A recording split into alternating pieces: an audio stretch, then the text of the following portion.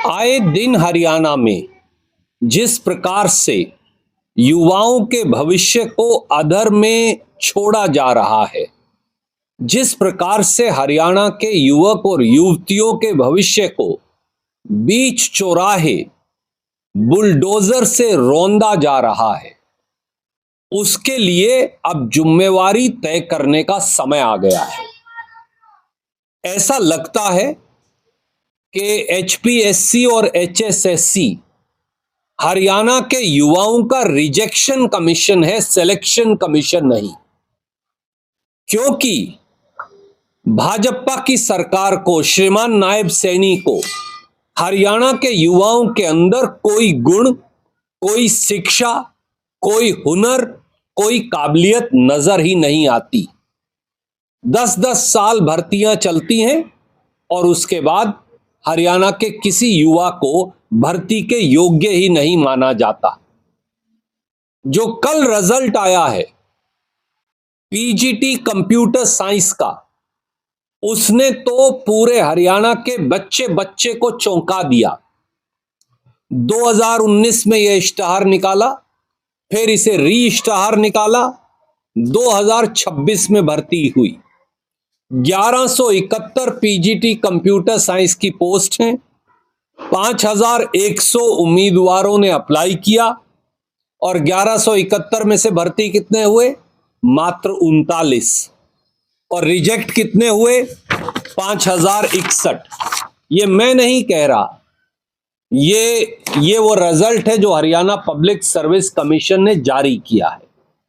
यह दर्शाता है हरियाणा के युवाओं की दर्दनाक कहानी और भाजपा की जबानी। हमारे बड़े सीधे सवाल हैं। हरियाणा का युवा माननीय नायब सैनी जी आपसे पूछना चाहता है कि हरियाणा के बच्चे केवल चपड़ासी और क्लर्क लगने के लिए हैं?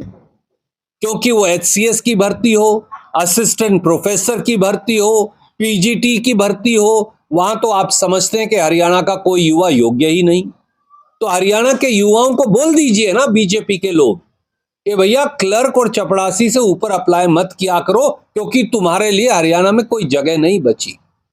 दूसरा, 8 साल हो गए, 8 साल से यह भर्ती चल रही थी। 2019 में पहला इश्तहार निकाला, फिर इश्तहार निकाला, 26 में भर्ती हुई। 1171 पोस्ट पे 39 ही भर्ती हो पाई। तो जिस बच्चे ने अपनी सेहत, अपना समय, अपना परिवार, अपना हुनर, अपना गुण सब कुछ लगा दिया, मैं नायब सैनी जी आपसे पूछता हूं, बीजेपी के लीडर साहिबान से पूछता हूं, आज वो बच्चे, वो लड़के लड़कियां कहां जाएं? वो तो ओवर एज हो गए होंगे उनमें से हजारों, तो वो कहां जाएं? किसके मत्थे लगें जाकर? तीसरी बात, आप हरियाणा के युवाओं को हर रोज बहकाते हैं नायब सैनी जी। खट्टर साहब ने और आपने हरियाणा के युवाओं को बरगलाने को प्रोफेशन बना लिया है। कभी सोशो इकोनॉमिक क्राइटेरिया के नाम पर, अगर और छोटी पोस्ट हो तो सीईटी के नाम पर। 6-7 साल बाद सीईटी का एग्जाम हुआ। इसी प्रकार से अब कह दिया कि एचसीएस हो या दूसरी क्लास 1, क्लास 2 की पोस्ट हो, पेपर पैटर्न यूपीएससी की तर्ज पे होगा। तो अब पेपर पैटर्न के नाम पर भर्ती कभी होगी ही नहीं। तो बोल दीजिए ना कि ये लॉलीपॉप जो भर्ती का है वो 2029 के चुनाव से 6 महीने पहले ही मिलेगा, क्योंकि हरियाणा के युवाओं को नौकरी नहीं, लॉलीपॉप दे रही है बीजेपी। चौथा, असिस्टेंट प्रोफेसर में भी आपने ये किया था। 600 से ज्यादा पोस्टें थी, हजारों बच्चों ने अप्लाई किया, भर्ती हुए केवल 151। क्या हरियाणा में कोई ऐसा लड़का या लड़की नहीं जो असिस्टेंट प्रोफेसर, एचसीएस, पीजीटी उन नौकरियों को पा सके? एससी और बीसी के हमारे बच्चों का और बुरा हाल किया, इकोनॉमिक वीकर सेक्शन के बच्चों का और बुरा हाल किया। 60 के करीब एससी, बीसी और ईडब्ल्यूएस की पोस्ट थी असिस्टेंट प्रोफेसर की भर्तियों में, केवल 6 भर्ती हुए।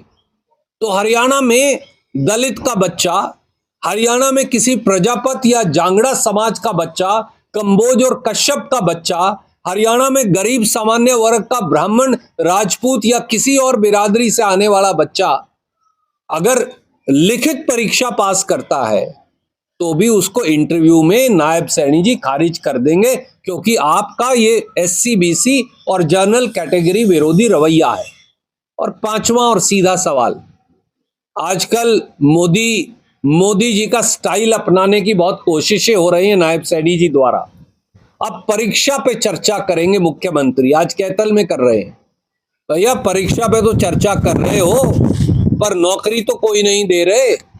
बच्चा परीक्षा पास भी कर लेगा अपने हुनर और गुण से, परीक्षा में चर्चा का फायदा क्या है जब रोजगार ही नहीं दोगे? क्योंकि आपको तो हरियाणा का कोई बच्चा योग्य दिखता ही नहीं। श्रीमान नायब सैनी जी, हरियाणा के युवा पुकार पुकार कर कह रहे हैं, आपको भी और बीजेपी के लीडर साहिबान को भी, उन केंद्रीय मंत्रियों को भी जो बड़ी बड़ी गाड़ियां और कोठियां लिए बैठे हैं, उन सारे प्रदेश के मंत्रियों और विधायकों को भी बीजेपी के, उन सब सांसदों को भी बीजेपी के, ये सामने आइए और जवाब दीजिए कि हरियाणा के बच्चे क्यों बीजेपी उनको नालायक समझती है, जबकि हमारा यह मानना है कांग्रेस पार्टी में कि हरियाणा का युवा सबसे प्रतिभाशाली है, हरियाणा का युवा गुणी है, हरियाणा के युवा में हुनर है, शिक्षा है, पर नायब सैनी जी ने उनके मौके रोक रखे हैं। ये क्यों, इसका जवाब दीजिए। प्रधानमंत्री जी कभी भी इस मुल्क के सार्थक मुद्दों की बात नहीं करेंगे। वो ये क्यों नहीं बता रहे कि ऑपरेशन सिंदूर में समझौता करने की बात हो तो उसका फैसला अमेरिका के राष्ट्रपति करेंगे। अमेरिका के राष्ट्रपति ये बयान दे देते हैं कि हिंदुस्तान अब ईरान से तेल नहीं खरीदेगा। भैया आप कौन हो? अमेरिका के राष्ट्रपति ने यह बयान दे दिया कि हिंदुस्तान अब रूस से तेल नहीं खरीदेगा, जहां से 40% कच्चा तेल आता है, जो हमारी एनर्जी सिक्योरिटी के लिए जरूरी है। अब अमेरिका के राष्ट्रपति ने ट्रेड डील अनाउंस कर दी। तो ये सरकार अमेरिका से चल रही है या हिंदुस्तान के चुने हुए प्रधानमंत्री चला रहे हैं? पहला तो यही सवाल का जवाब दे दे। और दूसरा, जनरल नवराने की जो आर्मी चीफ है, उनकी जो किताब है जिसमें यह लिखा है कि जब चीन हमारे ऊपर चढ़ाई कर रहा था और हमारी फौज फायर करने का आदेश मांग रही थी, तो हमारे रक्षा मंत्री राजनाथ सिंह जी और प्रधानमंत्री जो है वो छुप गए थे और उन्होंने अपने हाल पर आर्मी को छोड़ दिया था। यह भारत की संप्रभुता से खिलवाड़ है, इसका जवाब बीजेपी और प्रधानमंत्री जी को देना चाहिए। बात बड़ी सीधी है। हमारा मुल्क अन्य मुल्कों से समझौता करता है व्यापार का, इसमें कोई दो राय नहीं है, परंतु अमेरिका और भारत का द्विपक्षीय व्यापार समझौता हिंदुस्तान के किसानों के पेट पर लात मारने वाला है। अमेरिका और भारत का द्विपक्षीय व्यापार समझौता हिंदुस्तान के किसान और खेत मजदूर की आजीविका, रोजी रोटी, खेत खलियान पर एक बहुत बड़ा घातक हमला है। और मैं ऐसा क्यों कह रहा हूं? पहले अमेरिका के राजदूत ने ट्विटर के माध्यम से हमें सूचित किया कि अमेरिका के राष्ट्रपति और हिंदुस्तान के प्रधानमंत्री की बातचीत हुई है और बहुत जल्दी इस पर खुलासा होगा। वो भी अमेरिका के राजदूत ने हमें बताया जो हिंदुस्तान में है। उसके बाद अमेरिका के राष्ट्रपति ने हमें बताया लिखित तौर से ट्रूथ सोशल पर, जहां वो लिखते हैं कि हिंदुस्तान के प्रधानमंत्री की प्रार्थना पर, रिक्वेस्ट पर, हिंदुस्तान और अमेरिका का द्विपक्षीय समझौता हुआ है, जिसके तहत जो अमेरिका हिंदुस्तान को भेजेगा सामान, उस पे तो 0% टैरिफ होगा, और जो हिंदुस्तान अमेरिका को भेजेगा उस पे 18% होगा। और अगले सालों में 500 बिलियन अमेरिकी डॉलर का सामान अमेरिका भारत को बेचेगा। ये बात सही है, आप सबने पढ़ी। मनमोहन सिंह जी और कांग्रेस के समय में तो 3% टैरिफ लगता था जब हम भेजते थे, अब 18% लगेगा। आप बोलते हैं ताली बजाओ, और वो जो भेजेंगे वहां 0% लगेगा। ये किस प्रकार का? कांग्रेस के समय से उसे SNDT बोलते हैं हम, सेलेक्टिव एंड डिफरेंशियल ट्रीटमेंट। यानी जो डेवलपिंग कंट्रीज हैं हमारे जैसी, वो ज्यादा टैरिफ लगाएंगी आयात पर, और जो डेवलप्ड कंट्रीज हैं अमेरिका जैसी, वो कम टैरिफ लगाएंगी जब उनको हम निर्यात करेंगे। इन्होंने उल्टा कर दिया और कहते हैं ताली बजाओ। अमेरिका के राष्ट्रपति के लिखने के फौरन बाद अमेरिका की कृषि मंत्री ये कहती हैं कि अब भारत का अमेरिका के कृषि उत्पादों के लिए भारत का बाजार खुल गया है। कल रात को जो उन्होंने कहा वो और चिंताजनक है। अमेरिका की कृषि मंत्री ने 3 बातें कही कि अमेरिका और भारत के द्विपक्षीय समझौते के तहत भारत का बाजार अमेरिका के कृषि उत्पादों के लिए खुला रहेगा। दूसरा, भारत के किसान को दी जाने वाली सब्सिडी जो थोड़ी बहुत मिलती है उसका भी रिफॉर्म होगा, यानी वो भी उसका भी बंटाधार हो जाएगा। तीसरा, ये अमेरिका की कृषि मंत्री कह रही है भारत के लिए कि भारत ने जो टैरिफ लगा रखे हैं ताकि विदेश का एग्रीकल्चर सामान ना आए और हमारे 72 करोड़ किसानों की आजीविका ना जाए, वो ट्रेड के जो टैरिफ बैरियर हैं वो हटा दिए जाएंगे। अमेरिका की कृषि मंत्री हमें बता रही है कि हम क्या करेंगे।